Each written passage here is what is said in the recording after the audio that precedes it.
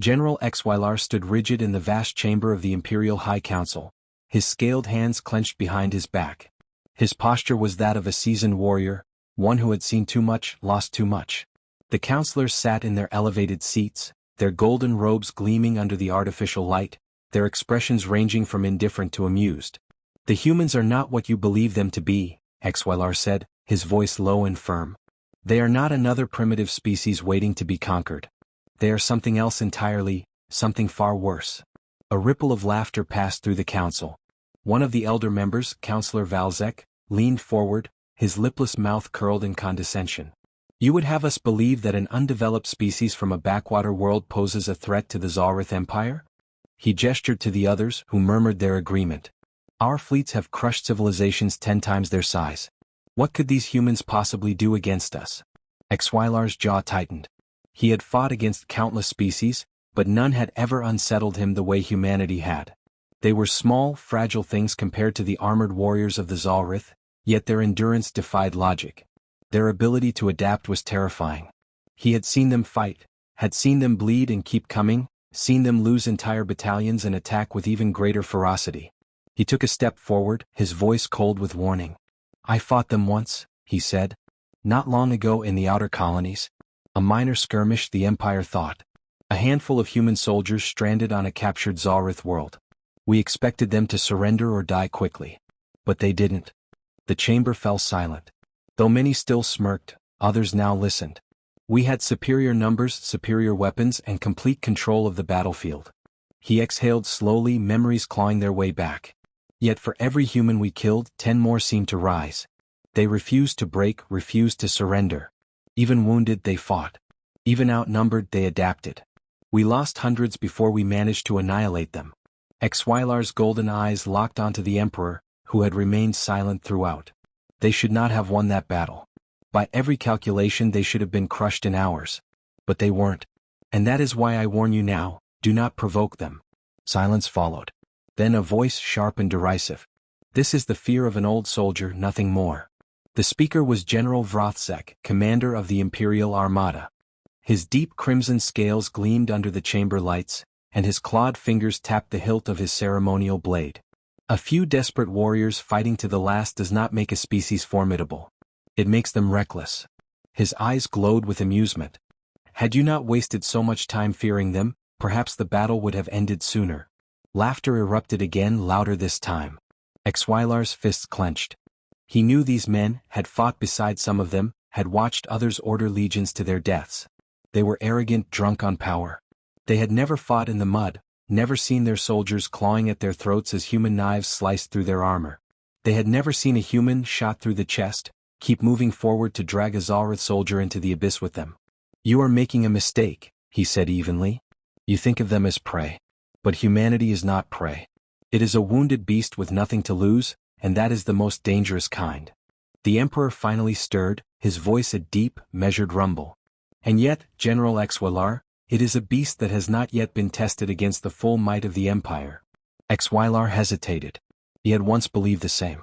He had once thought that there was no force in the galaxy that could stand against the Zalrith. But humanity had changed that. And now, his people were preparing to wake the sleeping dragon. The Emperor rose, his robes sweeping across the floor. "The Council has heard your concerns," he said, "but we have made our decision. Humanity will be brought to heel like all the others before them. General Tavrex has been chosen to lead the invasion." Xylar turned to the younger warlord, whose eyes burned with excitement. Tavrex had never tasted true battle, never felt the raw horror of fighting something that refused to die. He was strong, skilled, but he was blind. Tavrex smirked. "You speak of these humans as if they are gods," he said. "But in the end, they are nothing more than another species waiting to be conquered. You'll see, old soldier. This war will be over before it begins." Xylar stared at him for a long moment. Then, without another word, he turned and walked away, his steps heavy with the weight of certainty. He had done all he could. He had warned them. And soon they would understand. The Zalrith fleet arrived in Earth's orbit like a storm of fire and steel. Massive warships, dark as the void, cast shadows over continents. Their presence alone was meant to break the will of any lesser species, a show of overwhelming power designed to force surrender before a single shot was fired. From his command deck, General Tavrex watched the blue-green world below with a smirk. Primitive, he muttered, running a clawed hand along the smooth metal railing. They still burn fuel to power their machines. They still cling to the illusion of nations. They don't even have a unified planetary defense. He turned to his communications officer. Open the channel. A pulse of energy rippled outward as the Empire's ultimatum was broadcast across the planet. His voice, deep and resonant, carried the authority of a conqueror. People of Earth, you stand before the might of the Zalrith Empire. Surrender and you may yet be spared. Resist and you will be erased from existence. You have one planetary cycle to comply. He silenced the channel and leaned back, waiting for the inevitable. He had seen it before, a desperate, scrambling response from a species that barely understood what was happening to them. Some would resist, of course. There were always a few fools who believed in defiance. But in the end, their world would burn just like the others. The humans did not respond immediately. No plea for negotiation, no desperate attempt to stall. Just silence. Tavrex found it amusing. They were likely in shock. Then an answer came, broadcast in perfect Zalrith. Come and take it. The bridge fell into stunned silence. Tavrex's amusement faded. He replayed the transmission, convinced he had misheard. But the words remained the same. Short. Defiant. Certain. Frowning, he turned to his fleet commanders. Deploy the first wave. Crush their military centers, show them why defiance is useless. Across the fleet, dropships detached from warships, plunging toward Earth's surface in coordinated formations. Squadrons of Zalrith soldiers, armored in their advanced exosuits, landed on key strategic points, military installations, communication hubs, city centers. The invasion had begun. The first reports were standard. The humans had scrambled their defenses, fighter jets streaking across the sky, tanks rumbling over highways, soldiers forming defensive lines. They fought as expected, using outdated projectile weapons, slow-moving artillery, desperate airstrikes. Then something changed. Reports started coming in, first sporadic, then increasingly frantic. Zalrith squads vanishing. Assault teams wiped out. Entire outposts overrun within hours. Tavrex stood at the center of the war room, arms folded, listening to the voices of his officers crackle through the command feed. We've lost contact with Strike Team 9, requesting reinforcements. Enemy forces are using terrain to their advantage. Ambushes in every sector. They're not retreating when wounded. They're still fighting. The humans should have been breaking. They weren't. If anything, they were adapting. A Zalrith major's voice came through, breathless with disbelief. Sir, I don't understand. We outgun them, we outnumber them. How are they? Static. Tavrex's claws dug into his palms. He turned to his intelligence officer. Explain this. The officer, visibly shaken, hesitated. General, the humans, their tactics are unlike anything we've encountered. They don't fight like an organized military, yet they move with precision. They hit and disappear. They use their own cities as traps. Their soldiers, he swallowed. They don't surrender, sir. Even when outnumbered, even when surrounded. They fight to the last man. Tavrex narrowed his eyes. And? The officer hesitated again before forcing the words out. And, they're winning, sir. The warlord's ridges flared in irritation. Impossible. But the reports didn't lie. Entire battalions were vanishing overnight. Supply lines were cut with surgical precision. Zalrith soldiers were found slaughtered in their own barracks, their throats slit in their sleep. The most disturbing reports were the psychological effects. Zalrith soldiers trained from birth for war were terrified. Some refused to leave their fortifications. Others spoke of shadowy figures watching them from ruined buildings, of whispers in the dark before their squads were taken apart one by one. The humans weren't just fighting. They were hunting. Tavrex gritted his teeth. Enough. We'll burn them out. Deploy orbital bombardments. Reduce their strongholds to ash. The order was given. The sky over Earth's war zones turned red as plasma rained down, obliterating entire cities. The humans had fought well, but this was where it ended. No species could survive a full-scale planetary bombardment. 4 hours, the warships continued their onslaught. Tavrex watched the destruction from orbit, arms crossed. The humans had been resilient, yes. But in the end, brute force always won. Then the alarms blared. A communications officer spun in his seat, eyes wide with panic. General, The war room's main display flickered. New reports flooded in, urgent and disjointed. Multiple fleet disruptions. Several ships down. Sabotage teams have boarded, security compromised. We have intruders on deck. Impossible, they have no ships in range. Tavrex felt something cold settle in his chest. Who? The answer came in a single word, hissed by a dying officer through the comms. Humans. Then the line went dead. Tavrex's hands trembled as he gripped the railing of his warship's command deck. The fleet was in disarray. Ships that had been untouchable before now drifted lifelessly, their hulls ruptured from within. Entire battle groups had gone silent, their last transmissions filled with screams and static. It made no sense. The humans had no advanced warships, no orbital presence capable of matching Zalrith technology. And yet they were here. Inside his fleet. A shadow moved near the bulkhead entrance. Tavrex's claws slid to the hilt of his plasma blade as his guards tensed. The door hissed open, revealing a bloodied Zalrith officer. His armor was shredded, deep gashes across his chest. He staggered forward, barely able to stand. They're already here, the officer rasped before collapsing. A rifle shot echoed from the corridor beyond. Tavrex barely had time to draw his weapon before the alarms screamed through the ship.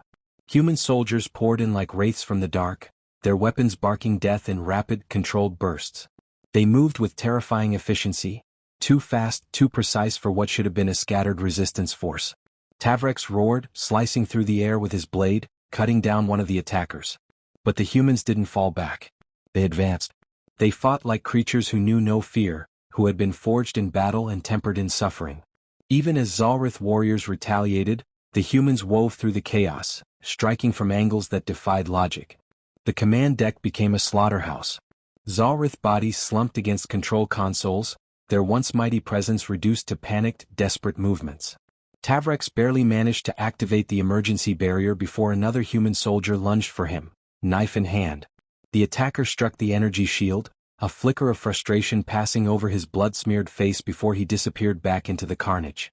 Tavrex's breathing was ragged. This wasn't how it was supposed to be. This was supposed to be a victory, a swift and merciless campaign. Not this. Not fear. A voice crackled through his dying comm system, distorted but unmistakable. This is General Nathan Cole of Earth's Defense Forces.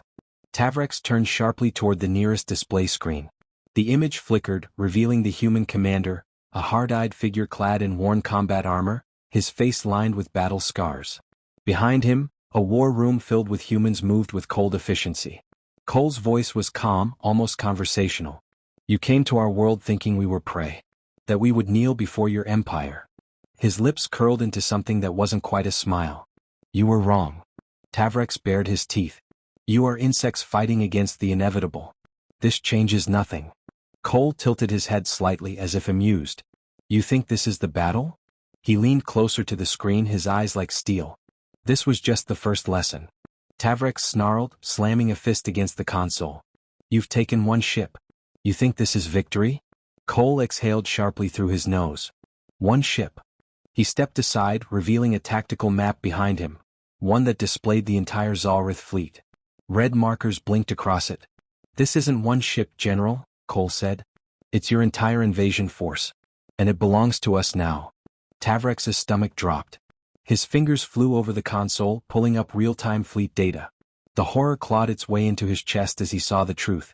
Sabotage. Infiltration. Coordinated strikes. Every ship in the armada had been compromised. Every key system, navigation, life support, weapons, was under human control. Sections of warships had been cut off entirely, Zalrith soldiers slaughtered in their own corridors. Hundreds of them, gone without so much as a distress call. He staggered back. Impossible. Cole's voice was unwavering. You thought orbital bombardment would end us. That burning our cities would break us. His eyes darkened. You should have read our history. The screen flickered, shifting to live footage from a Zalrith warship's security feed. Tavrex watched as human operatives moved like shadows through the halls, cutting down his forces with brutal efficiency. They're scared, aren't they? Cole mused. Your soldiers. They weren't ready for this. You trained them for war, but they've only ever fought the weak. They've never faced something that hits back harder. Tavrex's hands balled into fists. You won't win. Cole studied him for a moment, then leaned in. His next words were quiet, but they carried the weight of inevitability. We already have. The transmission cut. Tavrex stood frozen. The battle had been lost before it had even begun. The humans had turned the tide in ways he couldn't comprehend. They had taken his fleet apart not with superior technology, but with sheer will, cunning, and brutality. This wasn't just resistance. This was retaliation. And the Tsarith Empire had no idea what was coming next. The Tsarith homeworld had never known war. For millennia, the empire had been the one bringing destruction to others, not the other way around. Its capital, a sprawling metropolis of towering spires and shimmering skyways, had been built with the certainty of invincibility. No enemy had ever set foot on its surface. No alarms had ever wailed in warning. Until now. General Xylar stood on the Imperial Palace's observation deck, his golden eyes locked onto the sky. It was burning. Hundreds of human warships, many of them repurposed from the once mighty Tsarith fleet, descended like harbingers of ruin. Explosions dotted the skyline as defensive batteries opened fire, but the humans had learned. They moved too fast, struck too hard, using the Empire's own tactics against them. A shudder ran through the ground. Xylar didn't flinch. He had known this day would come. Behind him, the High Council sat in stunned silence. The same beings who had laughed at his warnings now clutched the arms of their thrones, their faces pale with disbelief. The Emperor himself, once a figure of absolute authority, looked smaller than Xylar had ever seen him. This cannot be happening, Councillor Valzek whispered. His hands trembled as he watched the city crumble. They are primitives. They were, Xylar corrected, his voice hollow. You gave them no choice but to evolve. The chamber shook violently as another explosion rocked the palace. The council flinched, some scrambling to their feet. They had no idea what to do. No contingency plans. No protocol for this. Because they had never considered the possibility of losing. A sharp beep cut through the chaos. A communication request, direct from the enemy fleet. The room stilled. All eyes turned to the central display. No one moved. No one spoke. Xylar sighed and stepped forward. With a press of a button, the screen flickered to life. General Nathan Cole's face appeared, his expression unreadable. His uniform was battle-worn, his knuckles scraped raw. Behind him, his officers moved with grim efficiency, coordinating the final assault. The Emperor forced himself to stand, straightening his robes as though clinging to the illusion of power. You have proven your point, human, he said, voice carefully controlled. Now state your terms. Cole studied him for a long moment before he responded. Terms? His lips curled, but there was no humor in it. You think this is a negotiation? The Emperor's brow furrowed. You wish for surrender, do you not? What are your demands? Cole exhaled sharply, shaking his head. You don't get it. He leaned closer to the screen. This isn't about territory. This isn't about resources. This isn't even about revenge. His eyes darkened. This is justice. The chamber fell deathly silent. You came to our world and slaughtered millions, Cole continued. You burned our cities, shattered our defenses, and gave us one choice, submit or die. His voice remained calm, steady. We made a third choice. Xylar closed his eyes. He had seen this before, the quiet before the final blow. The Emperor's composure cracked. There must be another way. We can. Cole cut him off. No. The Emperor's mouth opened, then closed. He looked around as if expecting someone to intervene, to offer him a way out. But there was none. Cole exhaled slowly, his expression unreadable. I hope you understand what you've done. The screen cut to black. A second later, the sky erupted. Orbital bombardment rained down upon the capital, but this was not like the Empire's brutal extermination tactics. It was precise. Calculated. The palace shields buckled first, the golden dome collapsing inward like brittle glass. Counselors screamed as the walls cracked and shattered. Xylar stood motionless, watching as fire and stone consumed the room around him. This was not an execution. This was a reckoning. And the Tsarith Empire would not survive it.